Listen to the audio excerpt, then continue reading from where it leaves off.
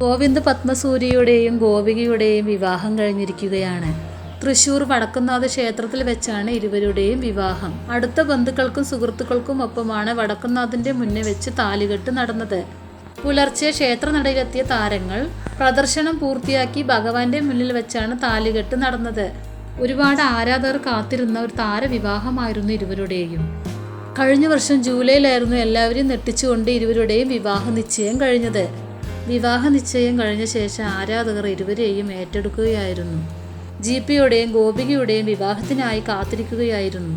ഏറെ നാളത്തെ കാത്തിരിപ്പിന് ശേഷം ഇപ്പോഴിതാ ജിപിക്ക് സ്വന്തം ഗോപിക. മലയാള സിനിമയിലെ നിരവധി താരങ്ങളും സീരിയൽ താരങ്ങളുമാണ് ഇവരുടെ വിവാഹത്തിന് പങ്കെടുക്കാൻ എത്തിയത്.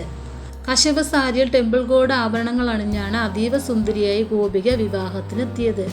കേരളത്തനിമയായ വസ്ത്രം ധരിച്ചാണ് ജിപിയും ഗോപികയും ചടങ്ങിനായി എത്തിയത്. വടക്കുംനാഥന്റെ ഏറെ ഭക്തനാണ് ജിപി എന്ന് മുന്നേ താരം വെളിപ്പെടുത്തിയിരുന്നു. അതുകൊണ്ട് തന്നെയായിരുന്നു ജിപിയുടെയും ഗോപികയുടെയും വിവാഹം വടക്കുംനാഥന്റെ മുന്നേ വെച്ച് നടത്തിയത്.